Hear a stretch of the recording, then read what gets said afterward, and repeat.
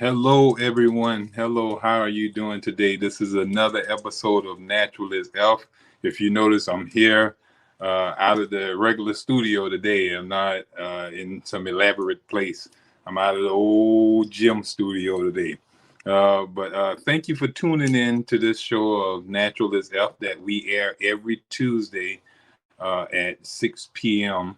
on all things relevant media. All things relevant media. If you're just hearing this or looking at this from someone else's page right now, go to all things relevant media on Facebook right now. Hit like and share with other people and follow us.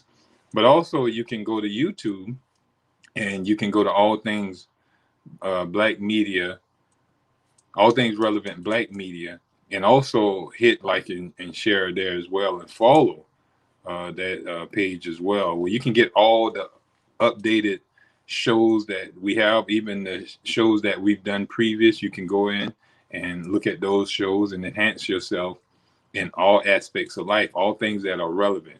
Our show, Naturalist Elf, is going to help you with the health side. If you're looking for all things health in the naturalist way, that's why they call it Naturalist Elf. There is no superstition to it. There's no take this and you'll get this or anything like that. No, it's all about removing the cause, identifying cause and removing the cause and taking it out of your life, and then you'll feel 100% better, people. You know, so that's what you want to get to, where you're not having to depend on drugs, therapy, and other people treatments, and you can identify health in yourself and in your family. Think about it, when you no longer a liability to your family. Because think about it, you get sick, somebody got to take care of you, right? Um, you become a liability to your sister, your brother, your children. They have to take care of you. They got to carry you to the doctor. They got to wheel you around. They got to pull you over and wipe your tail and all type of other different things. When these things that you can do, provided you ain't overindulge in toxic lifestyle habits that break and wear your body down. So you want to keep your body good and healthy, where you don't become a liability to those around you, because that causes stress on their life. Your child can't go to college now because they got to sit there and change the diaper. Your children can't go to work or anything like that because they got to sit there and stop you from walking in the street because you're out of your mind. So all these different things can be avoided if you maintain proper health in yourself.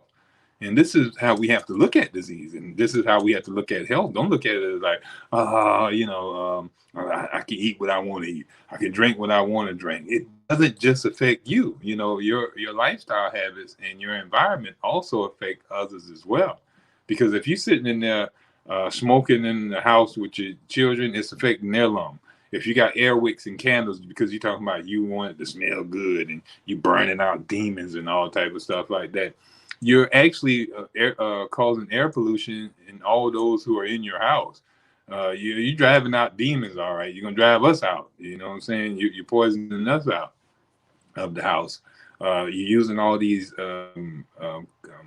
Cloroxes, air for in what you call it, pine saws and different things of that nature, that in so-called disinfecting the house.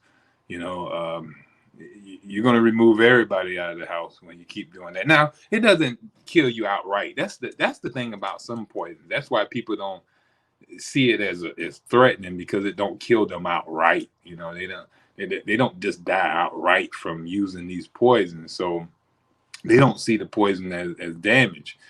People don't die from the first cigarette. People don't die from the first alcoholic drink. People don't die from the first indulgence of cooked food, or the bag of tater chips, or the cookies, or ice cream, or any of the other so-called unnatural, unhealthy food. But it's the accumulation over a period of time, the ongoing habit of eating those things, the habit of drinking those things, the habit of using those things, that wear down the human constitution.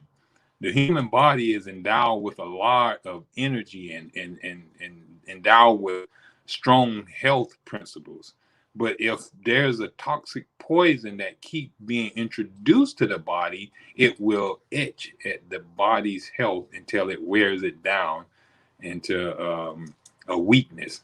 And that weakness is we see in disease. We see in acute disease. We see in chronic disease. Now, acute disease is on a shock, springing up issue. You start coughing out of the blue. You start sneezing out of the blue.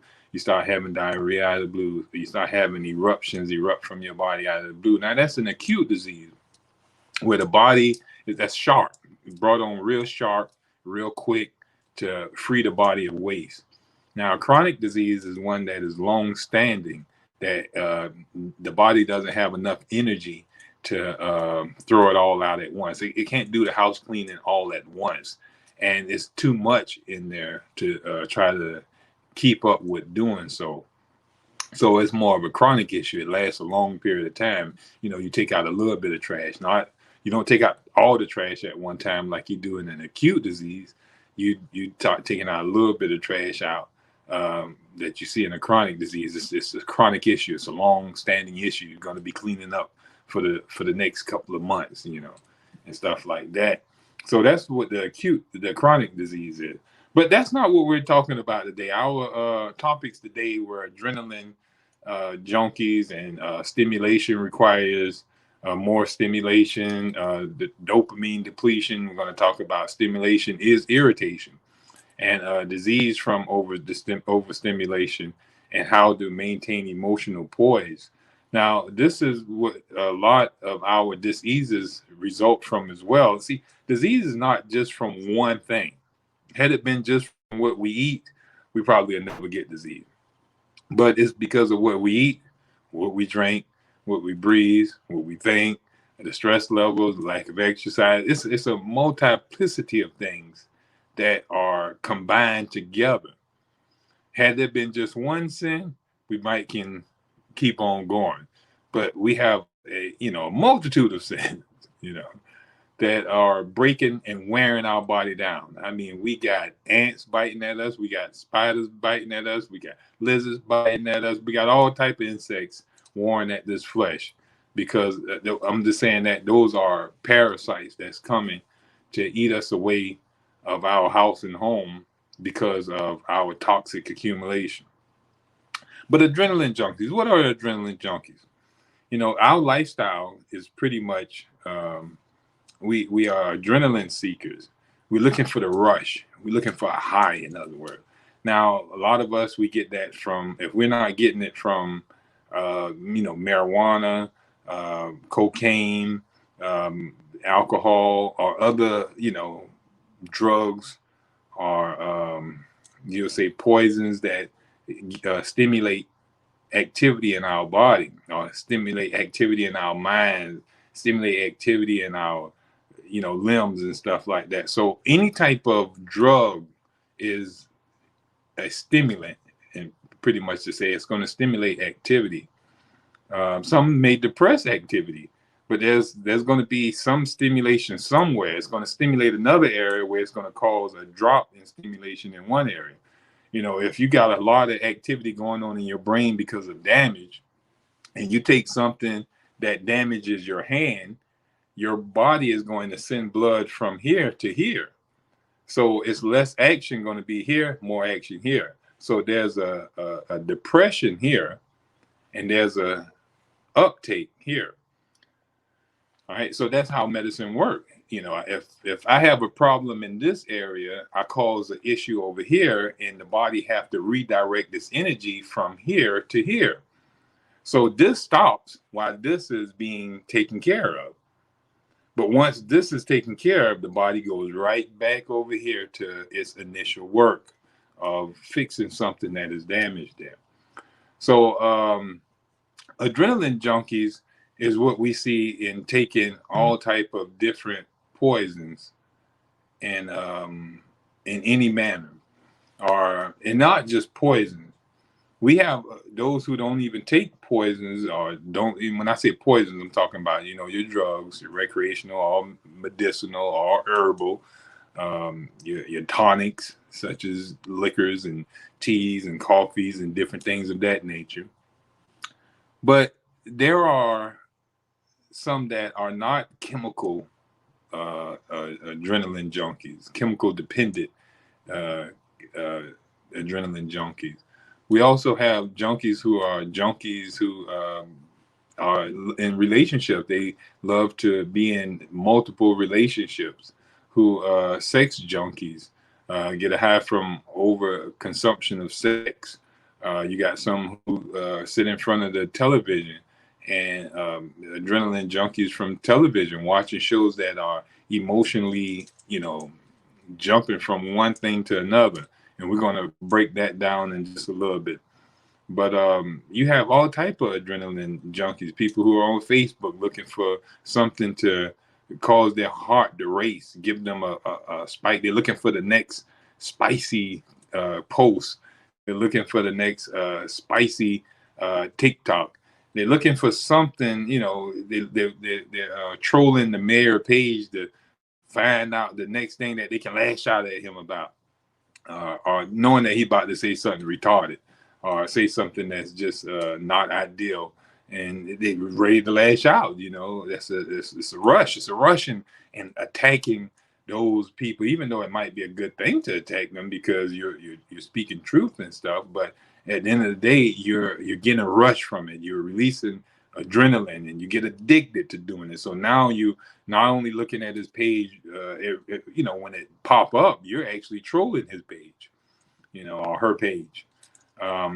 But also you're addicted to Netflix. You're addicted to Hulu because you're looking for the high that you get from the emotional roller coaster that you get from these shows. These shows have you having feelings of sadness.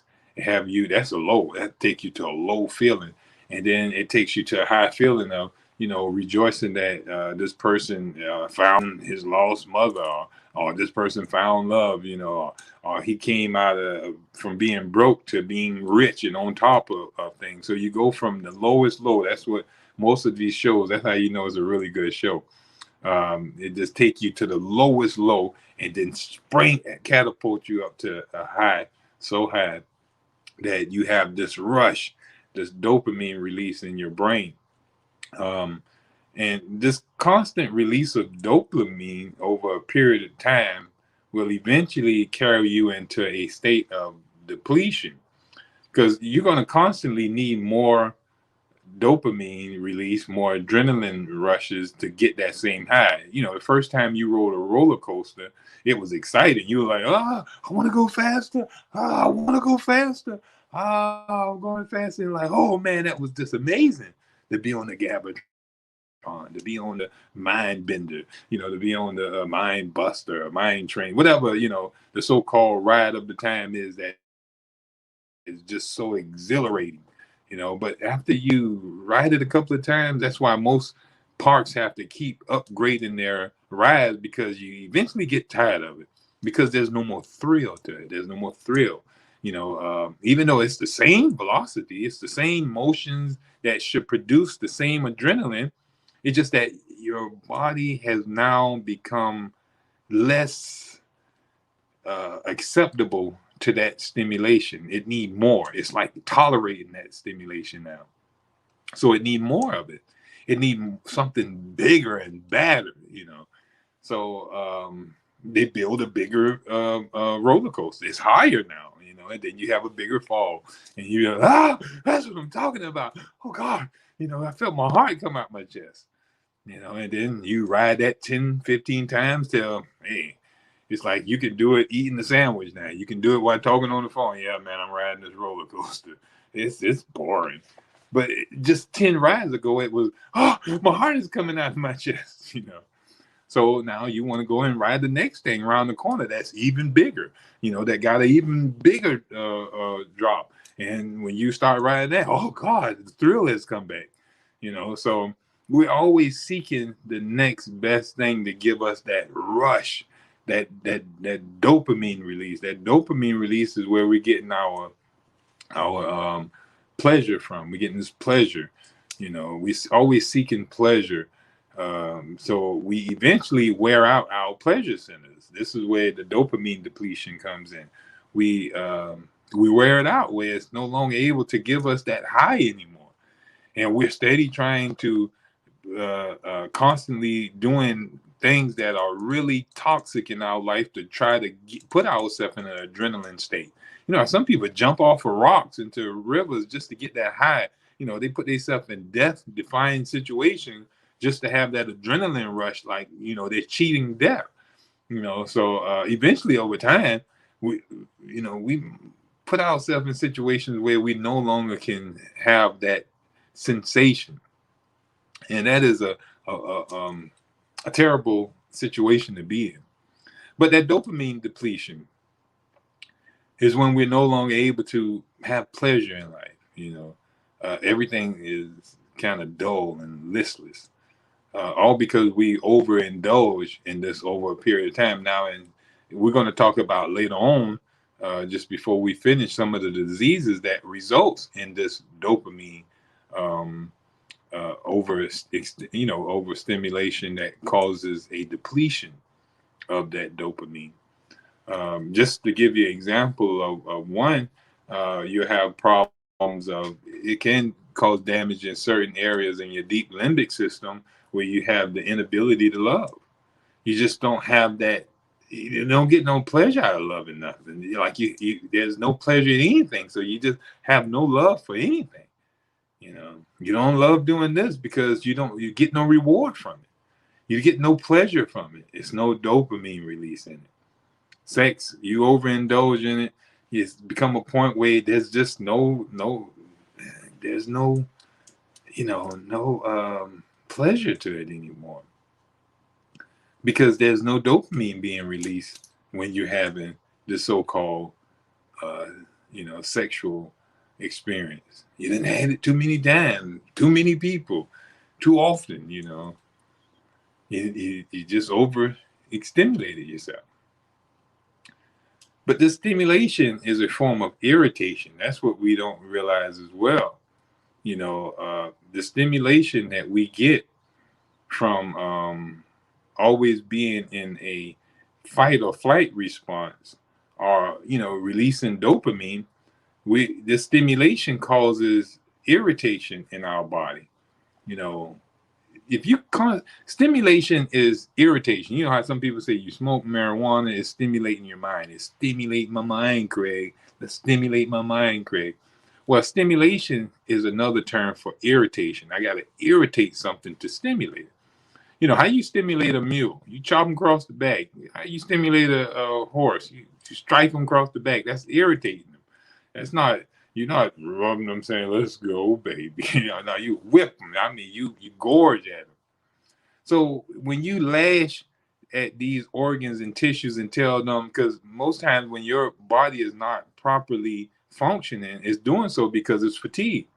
If the mind is not allowing you to think and do things, how some people say they take something that stimulate them to think more. It stimulate them to write more. It stimulate them to talk more, give them courage and all this type of stuff. But the reason why you don't have that is because there's a fatigue in that organ. That organ is fatigued, is stressed, is functioning at a low level.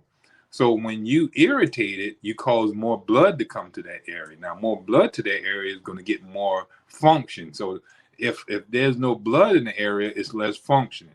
Like if you don't have blood in your stomach, okay, anytime you eat, blood have to come to that stomach to help give function into your stomach to digest the food. So that's why blood comes from everywhere else in your body, and all the blood is circulated around the stomach to digest your food. All right. So only functioning happens when there's blood present. If no blood is present to an organ or tissue or area, there's no activity going to go on. You're going to have more activity in the brain when there's excessive blood flow in that area.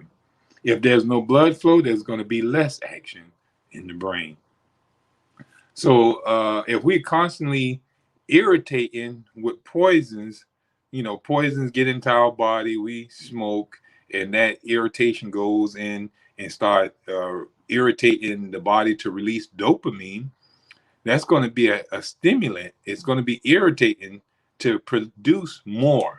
It's irritating it to produce more. It's stimulating it to produce more. All right. So this overproduction eventually causes a breakdown, a depletion of dopamine release. It also causes damage to the organ that's being lashed and constantly whipped into action. That's just like with laxatives. When you take laxatives to create a diarrhea, you're constipated and you use laxative to create a diarrhea. Now that's a irritant. It irritates the colon to release its contents. So it's not that the laxative is only, the laxative is irritating. All right. The laxative is so irritating that the laxative is so irritating that the body is threatened by this poison, and what it does is release this poison real rapidly. Now all the contents that is in the colon is going to be released also, so that's the irritation going on.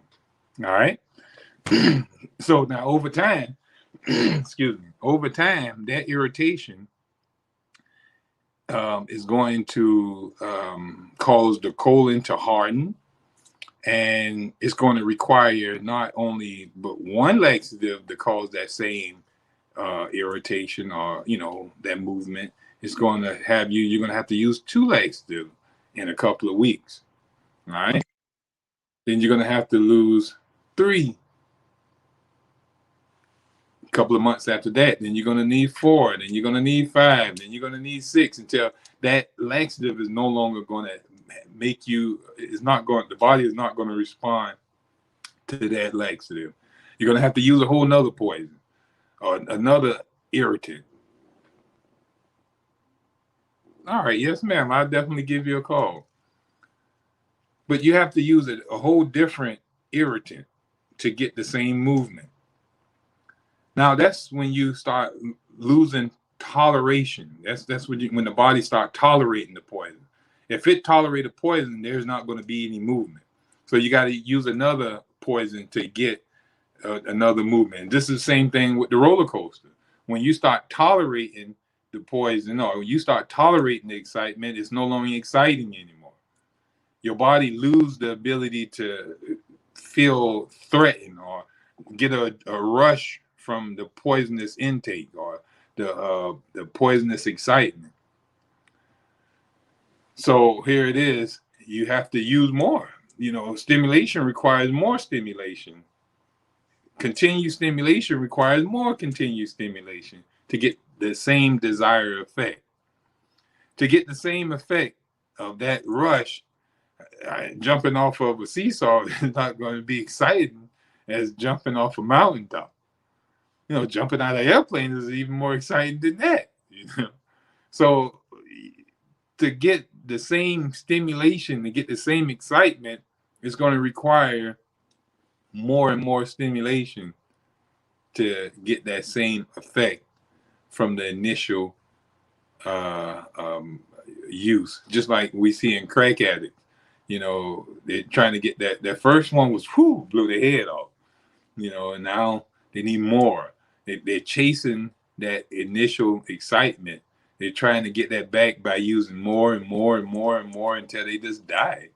And the same thing with us. We're doing the same thing in everything. We when we eat certain foods, those foods stimulate us, stimulate our stomach, and we keep eating that stimulating food over and over until, once upon a time, we didn't need nothing but 1 cup of sugar in our tea.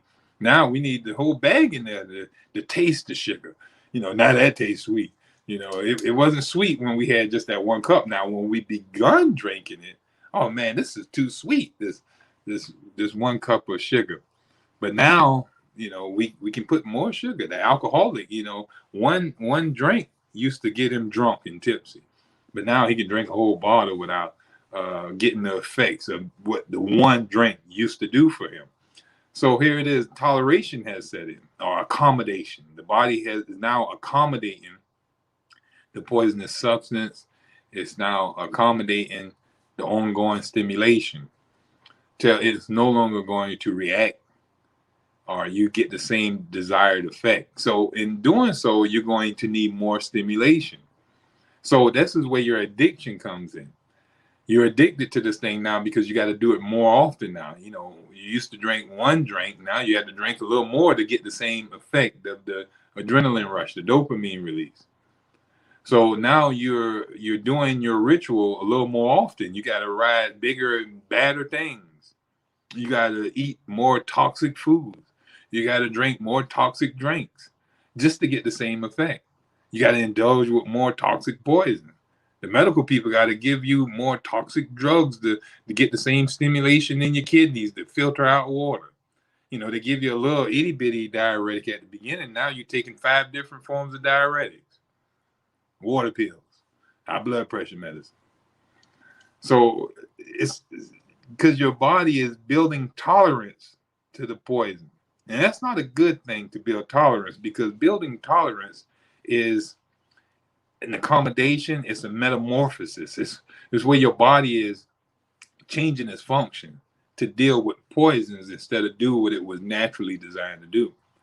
If your lungs is to tolerate air pollution, it must change its functions. It must change its character. It must change its physical nature. Its cells and tissues must redesign themselves to deal with the air pollution and not to exchange oxygen for carbon dioxide. That's what it was designed to do. Its natural structure and function is to exchange carbon for dioxide. It wasn't designed to repel cigarette smoke and cigar smoke and fragrances and air wicks and different things that we pollute our body and lungs with. So, but if we're constantly engaged in these toxic environments, then the body has to eventually change its function to harden itself to that constant irritation, that constant stimulation. You go into a house with smoke and you're coughing. You know, you're a healthy young lung. They call it young lung. But you go inside of a place with a bunch of incense, air wicks, you're sneezing and coughing, and you're like, oh God, it's toxic in here.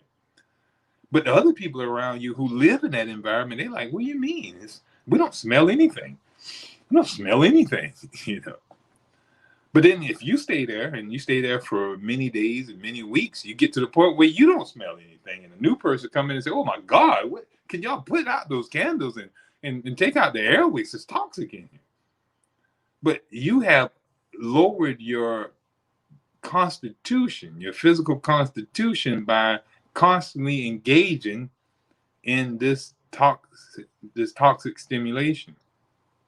So we weaken our body. So lowering your constitution is weakening your resistance. It's like a weakening to your resistance, and your body becomes sick. Your body becomes diseased because you're lowering your resistance. Your body, your response. Your body is not going to respond to have the energy to respond to intruders, toxic substances. So you're weakening your body. If your body has no power, then it can't defend itself from other habits, other lifestyle, uncleanliness, and different things of that nature. So we see ourselves going into sickness. We see ourselves going into different diseases. But that stimulation is a constant irritation. Now, irritation is the second, well, actually the third stage of disease. The first stage of disease is innervation, all right? When innervation is when our body becomes fatigued. It's the weakness. Overstimulation causes it to become tired, weak. It's no longer want to work. If you keep working a horse and you never give him rest, every time he gets sleepy, you tell him, no, it's not time to go to sleep. You hit him across the back, tell him, keep on running.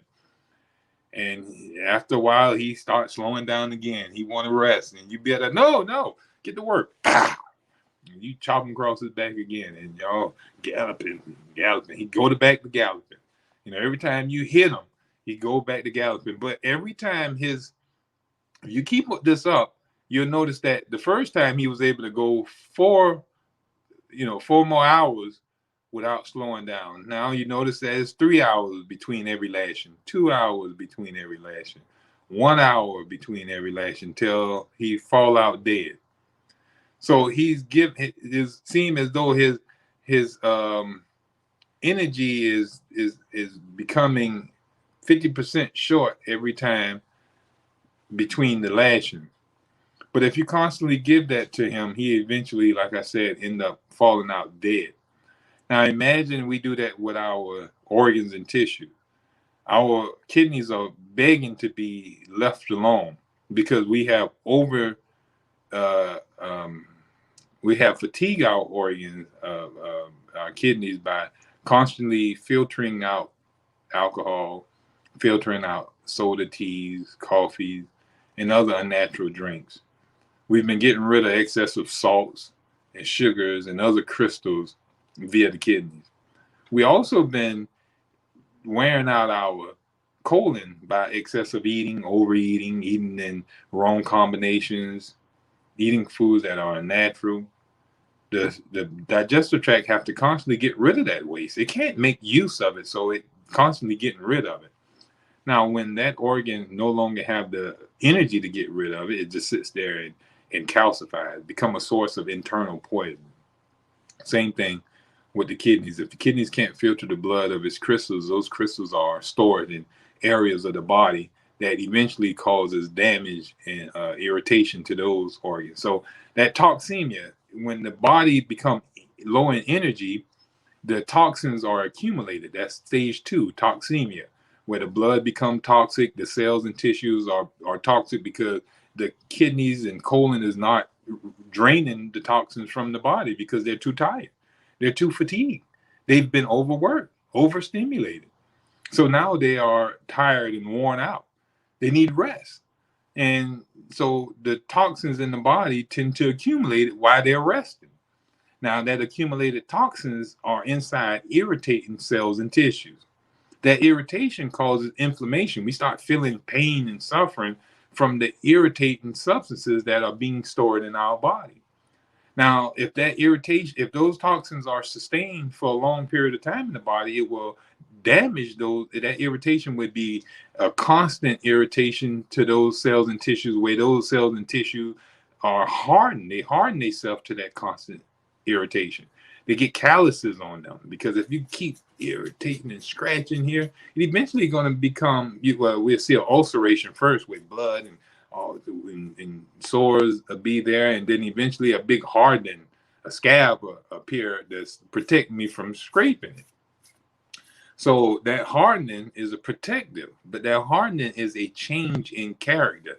My hand is supposed to be soft and baby like, but if I'm constantly irritating, it's going to have this big ugly scar on it.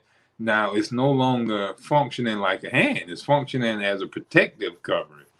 So the whole structure of this cell is changed from being baby-like to Frankenstein-like, So imagine that going on inside if that's going on the hand, imagine that's going on inside your colon, inside your lungs, inside your liver, inside your kidneys, or any other tissue in the human body that is subjected to the poisons, the bone, the joint areas, all that arthritis, inflammation going on in those areas because of constant stimulation or irritation from the poisons that we are allowing to accumulate in our body. Now, when we go to the doctor, when we first get to this point, see, we don't get to that point. It's hard to get to that stage, what I'm talking about there. But if you constantly going to the doctor, let's rewind. If you're constantly going to the doctor and you complaining that, okay, I got a bunch of fluid on my body, I got a bunch of I can't have a bowel movement, I'm having problems with bowel movement, and he's constantly giving you laxative, he's constantly giving you diuretics, then you are whipping your horse and not allowing it to rest. Now, you would say, well, what do I supposed to do if I'm constipated? You know, I need to take something to release this constipation. I need to do something to get this fluid off me. Well, the first thing to do is stop what's producing it. You don't have to worry about dying from constipation if you stop eating. Stop stuffing yourself and allow your colon to get rest and let it work on its own. It's going to work sooner or later when it get energy to do so. So don't eat until it's time. You're not going to die in 2 to 3 days or 5 to 7 days. People have gone 60 and 80 days without eating in the form of a fast. And their bowels was constantly working throughout the fast to get rid of all that waste that has been accumulating over the many years that they were stuffing themselves. But we're not telling you to go that long and fast. You know, we're just telling you it makes no sense to eat food when you have a blockage going on in your digestive tract, when it's constipated, it's not moving, when it's inactive, it has no functioning. Why eat when the organ that is supposed to digest your food is not functioning? You know, if you're having a bunch of fluid and your kidneys is not functioning, why are you sitting there drinking all that water, eating foods that are going to constantly or even have the stress, and taking pills and toxins that are going to keep a lot of fluid circulating in your body and blood? Because that fluid is there to dilute the poisons and toxins to make them less irritating. All that fluid in the area in your arm, all that fluid in the area in your joints and stuff like that, that fluid is there to dilute the poisons that's irritating that area. It makes it less irritating. It's a protective mean, but by it being a protective mean, it also put pressure on the tissues and organs that are around that fluid. That swelling going on and different things. It stops you from being able to bend and different things of that nature. So even the protective means of the body is what we see as in our so-called diseases, but the diseases is a protective means. All we have to do is find out what's causing it, remove the cause, and those situations disappear. Once you give rest to the kidneys, it start draining again. Once you give rest to the colon, it start draining again.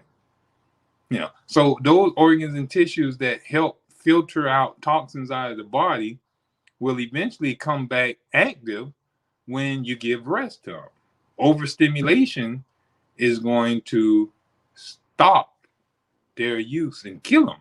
You're going to be like that dead horse. That's not the ideal way to be. But we see that adrenaline as a rush is the thrill, it's the fear that sweeps through the body when faced with high excitement. You know, we want that rush. If a bear chasing us, it's good to have an adrenal rush. All right. If a bear chasing us, we need to be able to fight or flight. We get that adrenaline that's sending, blood to our muscles and cause them to become stronger, and to our eyesight where we can see and calculate our next best move. Gives it to our lung where we can take in more oxygen to be more stronger and be able to, have endurance, optimize our fight or flight. Either we're going to run or we're going to be able to beat this beast.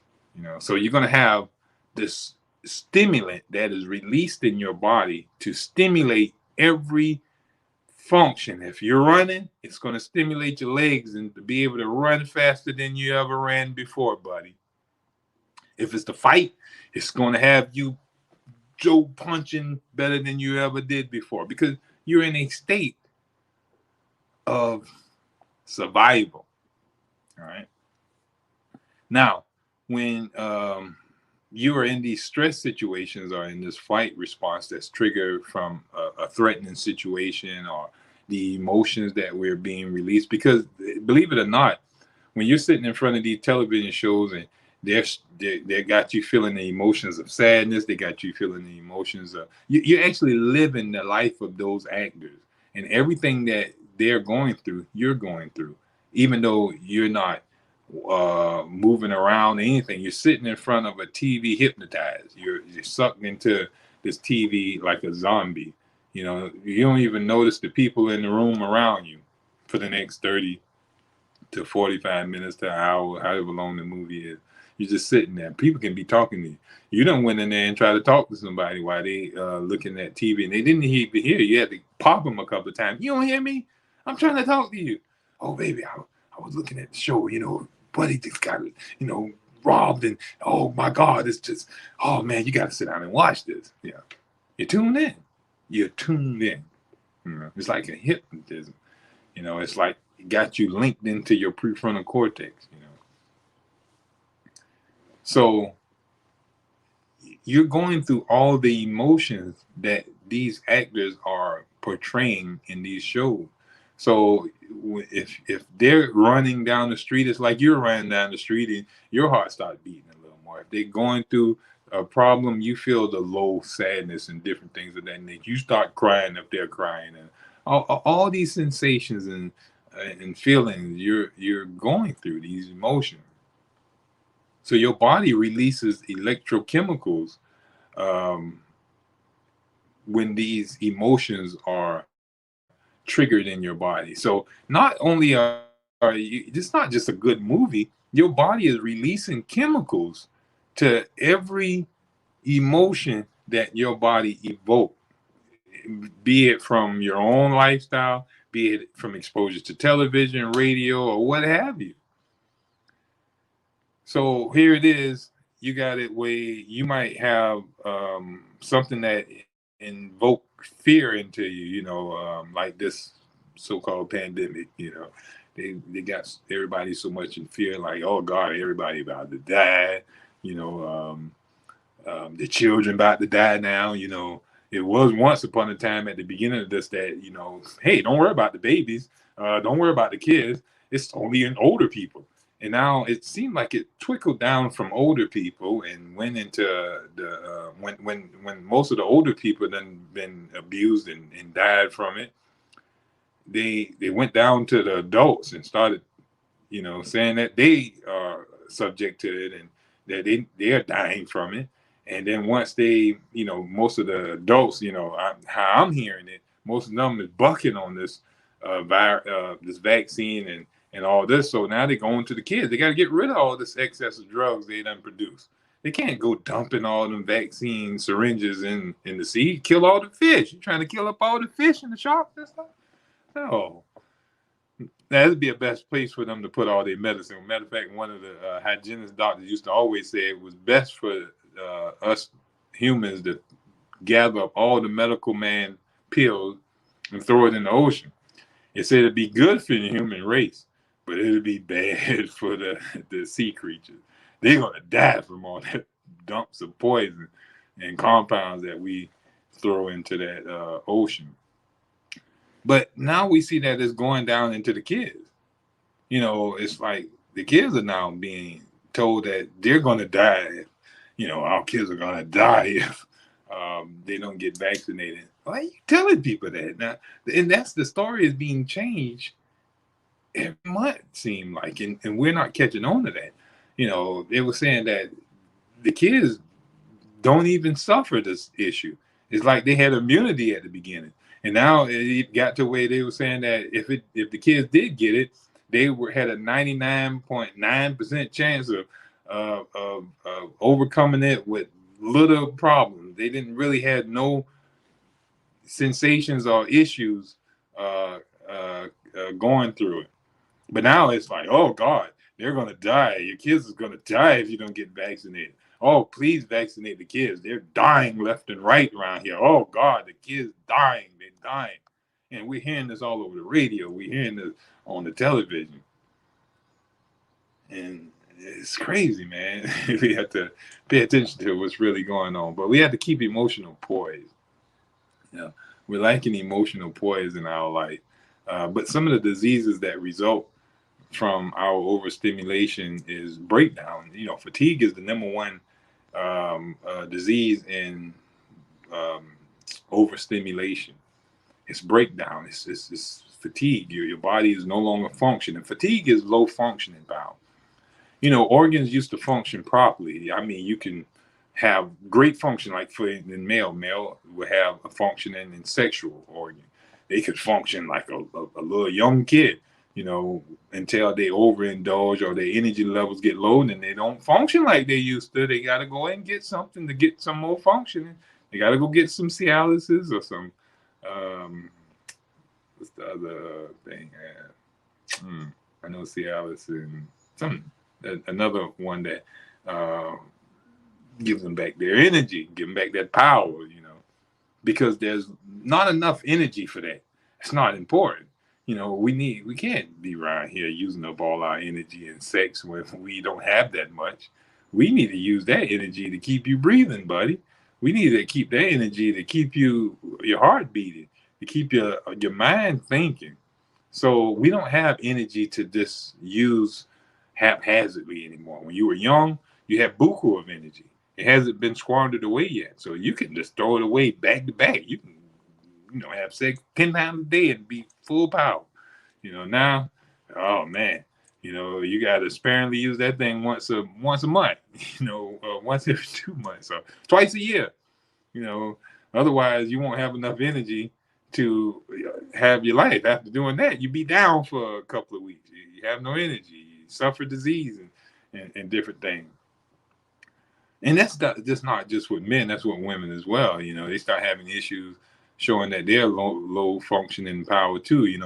That area no longer produce lubricant. You have to go to the store and get all this lube to lube you up now. You dry, and different things of that nature. It hurt. You have pain, swelling down there. It's no longer pleasurable. So that's the body is letting you know that this is a waste of energy because you don't have enough energy on hand. So you're going to suffer sexual disorders due to overstimulation, overusage, fatigue, and all this different thing. So if you want to get back to having the sexual drive and the sexual excitement and the pleasures that come from it, we have to get back energy in our life and find out ways that we've been overstimulating ourselves that we can recuperate our energy, where we can have the joys of life back. But also, we have a way when you have adrenaline being released in your body, the steroid or the adrenal cortex, the adrenaline glands are right above the kidneys. It's like 1/8 of an ounce each, and the adrenal cortex makes steroid hormones such as aldosterone and cortisol. And I know a lot of people heard of the term cortisol because you hear that in a lot of diabetes stuff where they're talking about people with protruding stomachs who have stubborn stomach fat. It's because of cortisol production that's causing fat to be deposited in the stomach area. Now, we know diabetes can be a result of high stress levels because when people become stressed, that stress is going to cause an adrenaline release. All right, it's going to cause your body to be in a stimulated situation. And that's what causes a lot of diabetes is stress. People are worried, fear. And so for you to be worried and fear, you're in an adrenaline state. You're going to release cortisol. You're going to release sugar because you got to be able to have energy to run. You got to have energy to fight. So you got to have more release of energy, which is sugar, glucose. So more glucose is being thrown into the blood to help you to be able to have energy to fuel your cells to fight or to run. All right. But if you're not running and you're not fighting, you're just sitting there and oh my God, and distressing and worrying and all type of stuff, but there's no action. There's no fighting. There's no fighting. Then that excess of sugar is just pooling up in your blood. The excess of cortisol is just pooling up in your body. And it becomes a source of problem. All right. So our overstimulation, our stress level, this is great to stop allowing ourselves to be adrenal junkies because we're overworking ourselves. But this cortisol increases breakdown of proteins and sugars. So this cortisol is also breaking sugars down and allowing more sugar to be circulating in the blood, and it also starts breaking down proteins. Proteins is the basic structure of the human body, organisms and tissues and stuff like that. So you start having a degeneration in your body. Cells are becoming weak and because they don't have the structure. It's like boars and it's like when you building a house and you put up the structure around before you put up the sheetrock and different things. That's the structure. If it has no foundation and structure, the cells and tissues start falling apart. And cortisol actually helps with the breakdown of that. It'll put you in that state of ketosis. That's why you see a lot of people when they're in stress and fear, their body just start withering away. They start losing weight and different stuff. They start downsizing in the form of ketosis. And aldosterone causes sodium and water retention. So that's why you see when we're in stressful situations, we tend to hold on to salt and water. That what raises the blood pressure. So we notice that when we're stressed, the blood pressure goes up. We start suffering with high blood pressure, high blood sugar, and different things. So these diseases that we're thinking only come from nutrition comes from our lifestyle habits as well. So if we look at not only our nutrition, now nutrition is not just food alone. Nutrition is the sum total of all the experiences and ways that we are to be healthy. Sun is nutrition. You get nutrition from the sun. You get nutrition from the air. You get nutrition from the water. You get nutrition from your food. So nutrition is the sum total of all the things that is needed for human vitality. All right. So if we want to be able to ward ourselves from the diseases of overstimulation, which is, like I said, fatigue is the first thing. That's the first stage of disease, innervation. Then toxic buildup, which is toxemia.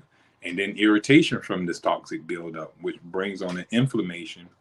And this inflammation leads to a general hardening around the tissues that are constantly being irritated. And that irritation or that hardening is a degeneration or metamorphosis. In other words, the tissue have to change its function. In other words, it metamorphosizes. It's changing its function. It's changing its structure, or it's just degenerating. It's just disappearing. It's just breaking down into nothing. That's the end stage. But we don't have to get to that part. We can stop our overstimulation. We don't have to let the horse die in the last hour, but we have to start beating him. We got to give him a chance to sit down and rest, and then we'll make it to wherever we're going, without having to have a dead horse, a dead kidneys, a dead lungs, dead colon, or any of the other organs that we constantly stimulate into action when they're begging for rest. Now, emotional poise is just having balance in our life. We have to have poise. We have to have balance. It's good eating food, but we have to eat food in the right state of mind. And real food now. I ain't talking about this other poisons and stuff. I'm talking about food such as fresh fruits, vegetables, nuts, and seeds.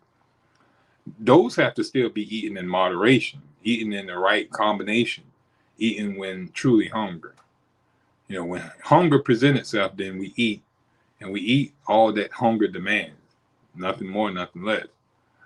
So we're eating in the right balance. We're eating when we're in emotional poise. We're eating when we're in a state of calmness to allow the blood to not be in our mind. If we worrying and stressing, then all our blood is in our brain. There's no blood for stomach digestion. So we need to be at poise, allow the body to digest food. Also, we're not working, we're not running around while we're eating our food. Doing so would not allow proper digestion. If all the blood is in our feet, there would be no blood in our stomach. So it's all about having emotional pause, sitting down calm, in a good state of mind, and we can enjoy the natural things of life, breathing in fresh air, drinking water, eating ideal food, acquiring sunlight, exercising. All those good things bring about health. I want to encourage you to have a better mindset when it comes to stimulation. We see a lot of religions teach on prudence, teaching on not overindulging in things to conserve energy, to conserve righteousness. Certain cultures have it where they don't allow televisions, radios, and other destructive things that over drain or overstimulate the people of their culture. America is the modern day Babylon, people. It's modern day Egypt, where anything goes. It's Rome.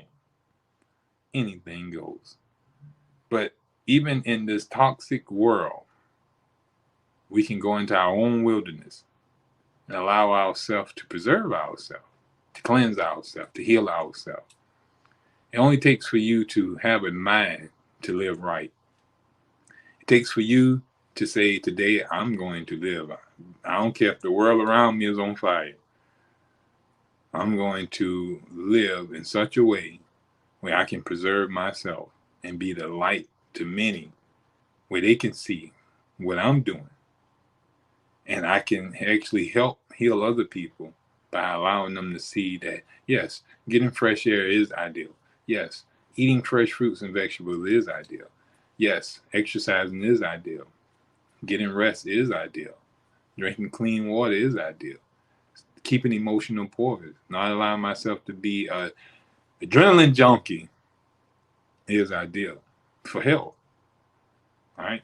So let's live in such a way where our energy levels are conserved and not used up. Our dopamine levels are conserved and not depleted. Let's make sure that our stimulation is healthy stimulation and not constant overstimulation from poisonous drugs and habits that doesn't build up the body. I want to see you next week, same time, 6 p.m. And we're going to talk about some good, exciting topics to talk about health, to get you into a healthful state of mind. I hope that this show was very educational. We're not medical doctors. We're not psychologists or any of those type of terms. We're holistic practitioners, hygiophysicians, and naturopathic doctors. We want to make sure that you realize that nothing in our teachings is to promote medicine, herbs, or remedies of any of that type of modality. Our purpose is solely to teach you a lifestyle that is conclusive and conducive with health using only natural means. Natural substances such as fresh air, sunlight, air, and water, and the ideal foods, exercise, rest, and sleep. Those things is what promote health. Those things, when not used, will create disease. So we ask that you learn the ways of health, that you may not suffer disease. You'll be in a state of health always. Best of health and happiness from Savannah Natural Health. Have a great week, and we'll see you next week.